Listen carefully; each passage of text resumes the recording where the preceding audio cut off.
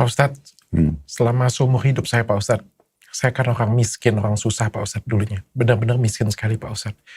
Menjadi di titik seperti sekarang, saya selalu, walaupun saya belum Islam ya Pak Ustadz, pada waktu itu saya selalu ngomong, pakailah hidup saya ini untuk membantu orang lain Pak Ustadz.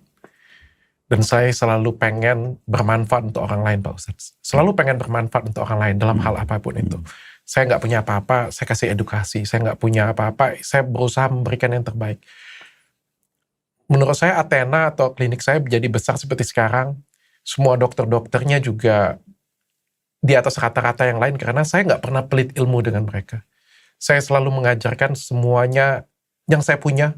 Bahkan orang lain kalau ngajarin muridnya mungkin dibatasin supaya dia ada ilmu cadangan. Kalau saya nggak pernah. Saya selalu mendoakan semua murid saya jauh lebih pintar daripada saya. Menurut saya itu yang membuat klinik saya usaha saya menjadi seperti sekarang Pak Ustadz. Tapi 1-2 tahun terakhir ini Pak Ustadz, nggak semudah apa yang dikatakan Pak Ustadz.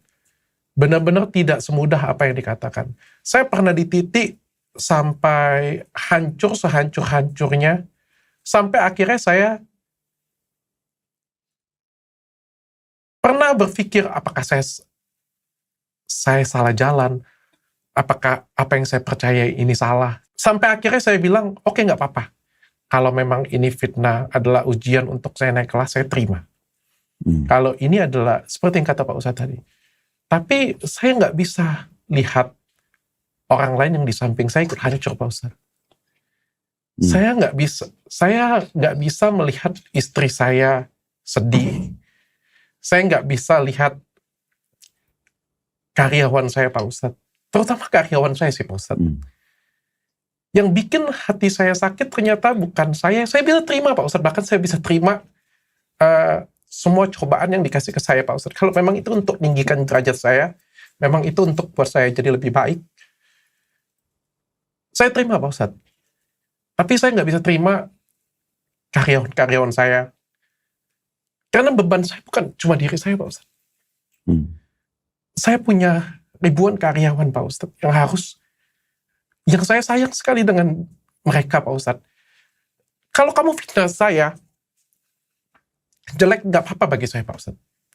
Tapi kan kalau misalnya fitnah ini ngefek ke istri saya, ke karyawan-karyawan saya Pak Ustadz, ini kan juga jadi, apa ya saya bilangnya Pak Ustadz ya, jadi tempat makan mereka juga. Ini yang buat saya sangat berat sekali Pak Ustadz.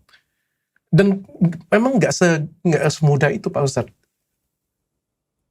untuk melewatin ini Pak Ustadz. Jadi memang namanya ujian dok ya. Namanya ujian itu, nggak usah kita bicara masalah, ini kan gini. Saya subhanallah pernah dudukin anak-anak saya. Lalu saya bilang sama mereka, sekarang kalian sekolah, kalian kuliah. Sekarang yang kalian pelajari ini teori. Dalam kehidupan kita manusia ini, kita akan ada ujian dalam bentuk praktek. Ujian dalam bentuk praktek. Kalau sekarang kita dalam bentuk teori belajar, misal contoh kita belajar secara teori, ada masalah sabar, ada nikmat kita bersyukur. Iya, teorinya mudah. Teorinya. Tapi nanti Allah akan datangkan dalam bentuk ujian lagi, tapi ujian praktek lapangan. Benar nggak kamu paham selama ini materi sabar itu? Benar nggak kamu pahami selama ini materi syukur itu?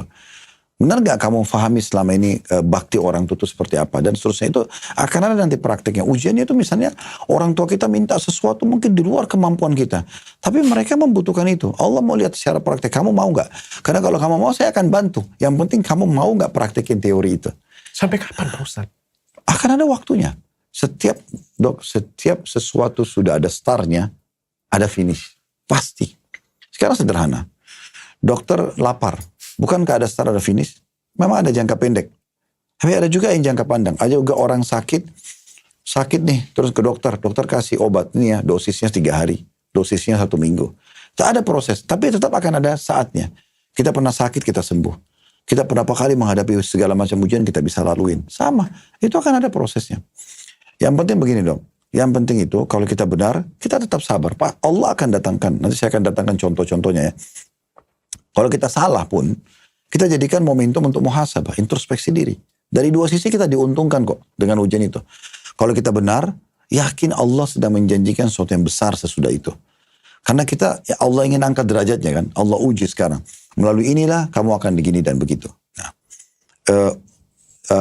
kalau lagi ada ujian seperti itu. Kalau kita benar, kalau kita salah, kita kesempatan introspeksi diri. Kadang-kadang ada hal-hal yang mungkin kita selalu anggap remeh. Nanti aja deh, nanti. Tapi dengan ujian kita langsung spontan mau menggantinya, mau mengubahnya. Dari karakter, dari segala macam. Itu bisa. Jadi dari dua sisi kita diuntungkan sebenarnya. Jadi yakin dok, itu ada sebagaimana ada garis start, ada ujungnya.